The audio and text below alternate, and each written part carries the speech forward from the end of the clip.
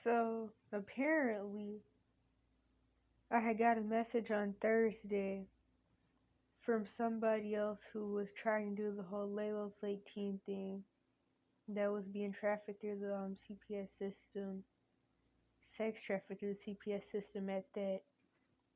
Because, of course, the Cash for Kids system, in and of itself, is trafficking, but you can get in a higher level, or they may just keep putting you with molesters while they make money off of you, which is also a form of sex trafficking. After remembering who this person was, because at first I thought that they were like somebody else, but after remembering who this person was, I remembered a couple of details about their situation and all the stuff that happened when we last talked. This is actually somebody I mentioned, but oops, wait a minute. This is actually somebody I mentioned before. I mentioned how one of their foster siblings had died. They were a baby. They drowned in a kiddie pool or something like that. And the foster parents weren't watching the kid or the baby. And so then the social worker had just deleted the baby's files as if the baby never existed. Which is what I originally thought that she was talking about when she mentioned the whole murder thing. I actually haven't asked any questions about that situation since she told me that no, this was a separate situation from when the baby drowned because the foster parents wanted her and the foster siblings to watch the baby instead of them watching the baby. And those same foster parents were also molesters. In fact, I mentioned this before too. This is the same girl who pretty much was forced to marry her molester because after one of the foster parents had essayed her, he made her change her last name to his name and said he wanted her to be his wife.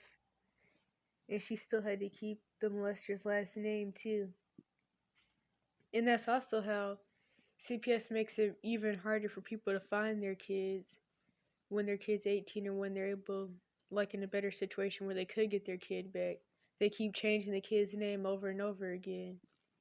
In fact, when my mom's boyfriend had got me put in this one fake school placement, I met this one girl in there whose name was like Kelly or Kaylee. I don't know why these people's names are always Kelly and Kaylee, but I met this one girl named Kelly or Kaylee or something like that.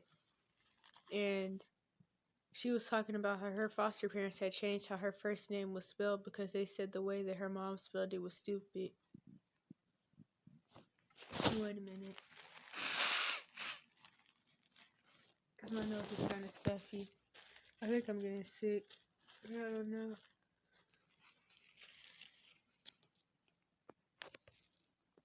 But yeah, anywho, running went really, really left, and overall, she was scared like people commonly are. A lot of people just aren't ever really willing to run.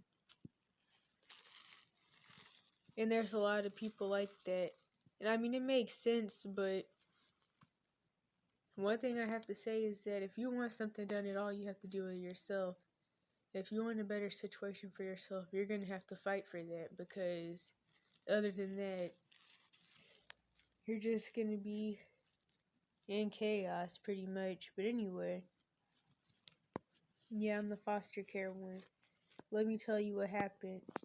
I got accused of murder, then got... Oh no, I forgot something. Also, the time before last when we talked, she was packing her bag and her foster parents had seen her packing the bag and then they called the social worker. And the social worker got her put in a mental facility, of course. And honestly, I feel like that's really crazy because, I mean, they don't necessarily know why she was packing the bag. Like, I just feel like that's, like, really crazy. You just see somebody put in stuff in the bag, you don't ask any questions, and you just straight up get them put in a mental facility. I mean, it was weird, especially because she hadn't even tried to run before. And this is the same foster home where this was a different one from the other molester dudes, but this was a new one. And the same social worker that told her that she was going to get her put in a new foster home because of the essay and then stopped responding is the same social worker that responded to her foster parents ASAP when they wanted her locked up because they caught her packing the bag.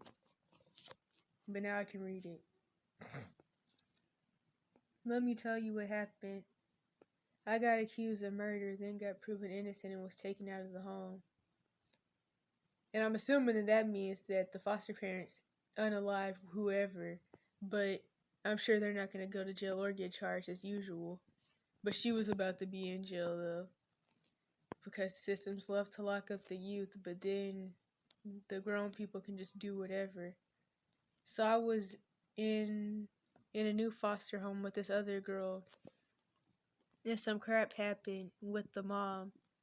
So we went out the window and ran away. Running with her was a big mistake. We walked 4 hours in the cold and it was wet outside, so I was feeling the pain for real. LOL, so we stopped at a 24-hour gas station. I accidentally fell asleep, and when I woke up, the police were standing over me. That's something else you don't want to do.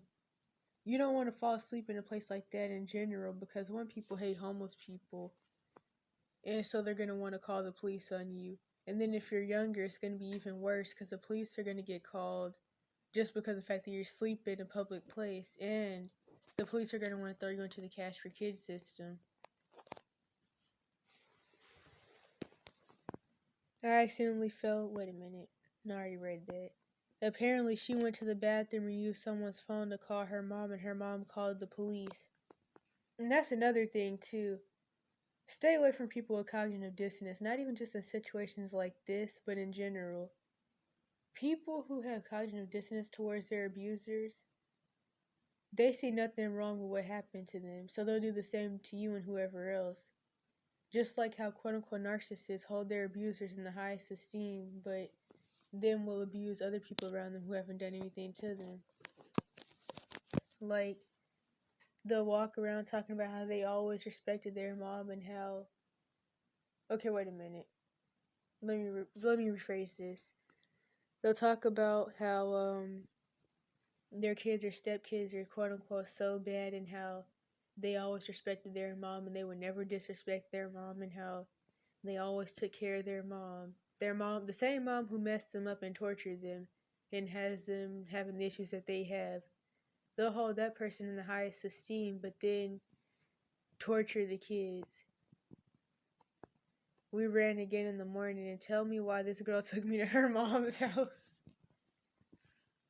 When I found out, we got into an argument and I tried to leave, but there was a sheriff at the door. And I was locked up for 5 months after. Just got a new phone and got it turned on, that's why I disappeared. Side thing that I forgot to mention. This girl had also told me a few years back that after all the essay and stuff that happened to her, of course, CPS was telling her that she didn't have trauma, she just had ADHD. And ADHD, quote unquote, that is a trauma symptom when it's not just being thrown on a 5-year-old who's doing 5-year-old things or being thrown on the quote unquote bad black boy.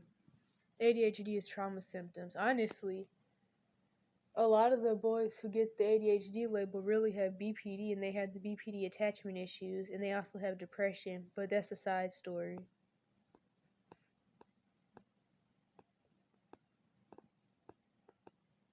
She said, no, they didn't cover it up because I didn't do it. Everyone in the house was grieving, so I understand their anger and pain. Wait a minute, now I'm kind of confused. So was this the whole situation with the baby drowning? I'm going to have to ask more questions. I visit sometimes now. She definitely shouldn't visit them. And I was locked up in a psych ward as punishment, LOL. And it wasn't that bad. And the girl was another foster kid in my home. The lady called me, I don't know what to say to replace that, and told the girl she was in love with her rapist. We were mad, so we just left. I've been in plenty of psych wards for mental and behavioral problems. No, I left that one, and no, this was the molester dude thing. Then I went to a new one which is the one where I was accused of murder. Then I went to the one where I ran away from. Then I'm in one now where I'm finna be adopted. No, I'm 16 right now. I'm finna turn 17 in April. And I know I didn't have mental problems. I was young and missed my mom and sister, so I acted out really bad back then. So they drugged me up and keep me bouncing around in psych wards until I got my act together. I remember she told me about this, or at least she used to tell me about this, how she used to be quote unquote rude. And then she was talking about how once she finally got her act together, she got put in another molester home and was starting to want to quote unquote be rude again. And that's the thing. You get told that you're just bad, crazy, and slow, and they brainwash you into actually really having issues, and they torture you for your trauma symptoms. And like I've been saying for a while now, the mental health system is Munchausen by proxy. They create the issue. I know, right? She said she would, but she lied. And yeah, the family is okay. She let me do whatever I want for real. I like that. No, that doesn't sound good. I'm gonna have to respond to that. But yeah, so there's this. This is exactly why I'm glad that I just ended up leaving my situation, because if you don't save yourself, these systems are gonna keep taking advantage of you. They're gonna keep taking advantage of you until you're not alive anymore. They drive you crazy, or they have you in some type of conservatorship.